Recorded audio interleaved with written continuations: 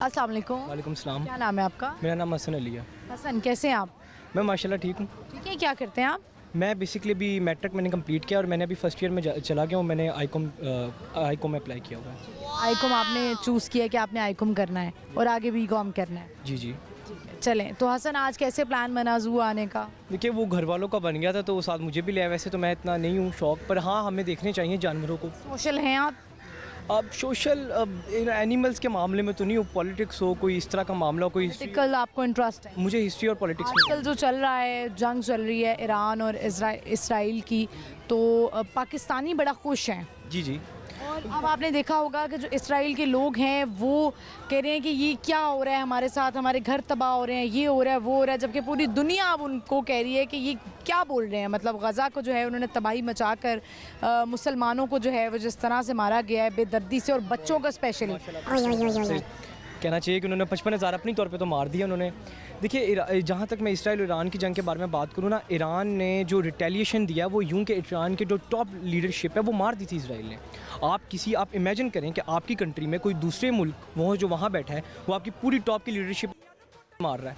उसके नतीजे में ईरान ने रिटेलिएशन किया और ईरान का रिटेलिएशन बहुत पहले आ जाना चाहिए था। और मैं लगता है लेट आया है, बहुत लेट आया, मतलब 1.5 साल बाद आया है। वो भी तब के जब टॉप की लीडरशिप मारी, और उनका तो मकसद भी कोई नहीं था। उनका मकसद है ईरान को एटम बम से रोकना। उन्होंने आज से शायद आई थिंक 5 ईयर्स पहले लगारी, कोई मुझे अब नाम नहीं पूरा याद उनका, वो एक इनके साइंसदान थे, वो इन्होंने नवंबर 2022 में असैसिनेट किया था और उनको पता था कि ईरान अगले 5 साल में एटम बम बना लेगा। अब उनको जब ये बात पता थी कि अब 2025 में ये एटम बम बनाने की पावर में, तो उन्होंने जाके ईरान को छेड़ा, वरना उनसे कोई मसला नहीं है। लेकिन आपको अगर याद हो, एक अरसे से हम जो है वो सिर्फ इसराइली जो प्रोडक्ट्स हैं उनका बायकॉट कर रहे हैं, और कुछ लोग तो अभी भी नहीं कर रहे हैं। ठीक है, तो ईरान की तरफ से ये इनिशिएट करना ये बहुत बड़ी बात है ना। हम लोग तो हाथ पे हाथ रख के बैठे हुए थे ना, पाकिस्तानी और मुसलमान। इवन दैट कि आप यहाँ पे चले जाएं, कितनी ऐसी जगहें हैं जहाँ पे लोग बैठ के अभी भी खाना खा रहे हैं, कितनी ऐसी कोल्ड ड्रिंक्स हैं जो अभी भी हमारे घरों में आ रही हैं। नहीं कर रहे बाइकॉट, लेकिन चले उन्होंने देर से किया, लेकिन किया तो सही ना।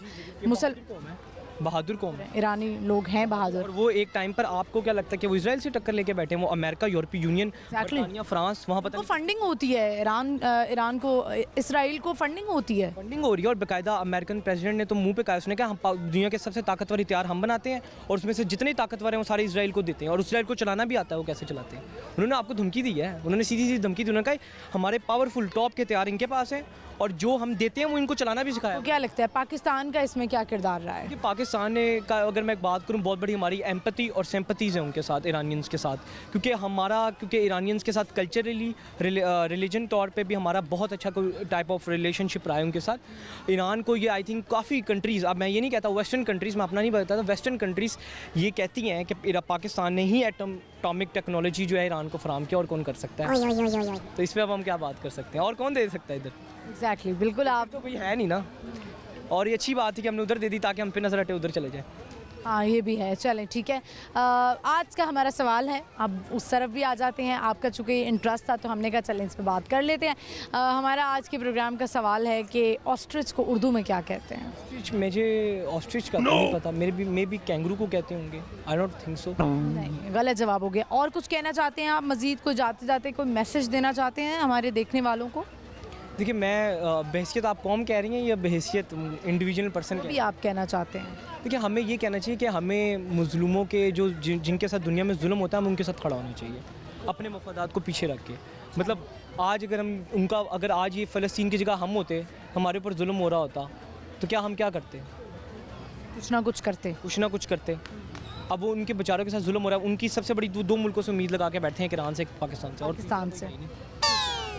चलें, बहुत शुक्रिया आपका, थैंक यू।